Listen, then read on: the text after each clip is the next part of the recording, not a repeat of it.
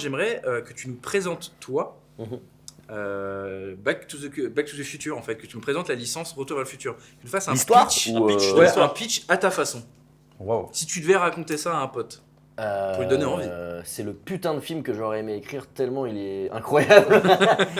Non mais c'est genre, c'est vraiment moi en tout cas mon film préféré depuis très longtemps. Le 1 en tout cas, le 2 et 3 sont très très cool, mais le 1 reste une masterclass d'écriture. En tout cas moi je suis très intéressé parce que je suis scénariste, du coup maintenant j'écris beaucoup de scénarios, je développe beaucoup de longs métrages et de séries, et pour moi Retour vers le futur ça reste une masterclass en termes d'écriture. L'histoire, peut-être que les gens la connaissent, mais effectivement pour ceux qui ne la connaissent pas, c'est Marty qui se fait renvoyer à l'époque de son père et qui empêche ses parents de se rencontrer, et ça c'est assez problématique puisque du coup ça le condamne potentiellement à ne jamais naître, et il va falloir remettre les choses dans l'ordre pour revenir ensuite dans sa temporalité. Ouais. C'est à peu près ça. C'est à peu près ça. C'est bien résumé le truc, mais j'adore moi ce concept. Moi j'ai évidemment lu tout ce qui était possible. J'espère qu'aujourd'hui vous allez rien m'apprendre. C'est mon. Non mais j'ai toujours je peux te dire que retourné l'internet. J'ai préparé des tonnes de questions et des tonnes de fun facts. Quoique j'ai fait, il y a quelques jours justement, j'ai pensé à vous parce que je savais qu'on ferait l'émission. Il y avait un quiz genre personne n'est capable d'avoir 10 sur 10 à ce quiz. Partout. Je me suis dit vas-y pour qu'ils me prennent. J'ai quand même eu 8. Je me suis dit oh putain les bâtards parce qu'ils ont vraiment mis 2. Ils ont vraiment mis des trucs vraiment de bâtards. Tu te souviens le truc qui était au fond, la prise qui était pas alimentée, tu l'as vu ou pas? C'était quasiment ça, mais j'ai quand même eu la haine. Je me suis dit je pensais avoir 10 sur 10 quoi tu vois. Mais non ouais j'ai tout retourné et tout, mais j'adore ce truc et comment justement Zemeckis et Bob Gale, les deux créateurs, ils racontent qu'ils ont eu l'idée en regardant la photo de classe de leur daron et qu'ils se sont dit putain il a une gueule, je suis pas sûr j'aurais été pote avec lui quoi tu vois.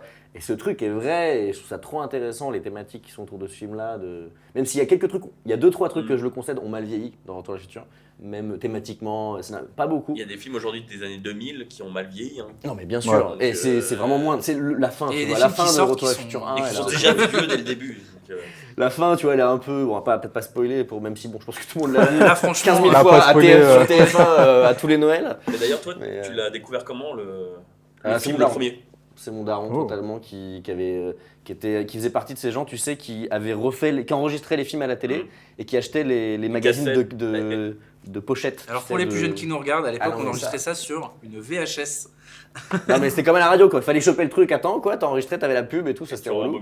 Et t'avais des magazines, je sais pas si tu vois ce que c'est Raph toi, c'est en gros des magazines qui vendaient comme des jaquettes de DVD mais du coup pour les VHS de l'époque. Si, et tu mettais fallait juste que tu découpes et tu pouvais du coup prendre une cassette vierge et ça te faisait comme si t'avais acheté la cassette quoi, c'était vraiment genre quasiment quoi. C'était ça, c'était exactement ça. Et mon daron il avait une collection de ça quoi. Donc il y avait une collection, en fait c'était que du faux. Ah oui c'est que on les avait tous. La contrefaçon à peu près légale de l'époque. Okay. J'avais ça pour les DVD moi. VHS, je regardais le VHS. Il y a eu exactement ça pendant mon daron il avait ça avec les DVD l'époque de graver un DVD.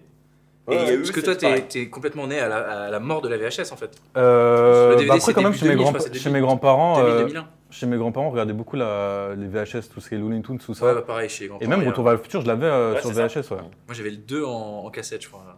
Et toi, tu as découvert ça comment, Retour vers le futur? Et moi, c'était un soir de pleine lune. Non, en fait, pareil, c'est mon père qui m'a fait découvrir. Ouais. Et en fait, ça me saoulait de regarder. Mais j'étais obligé, sinon j'allais dormir. Parce que soit j'allais dormir. Ouais, j'étais petit. Je devais avoir, franchement, j'étais même pas en CM2. Et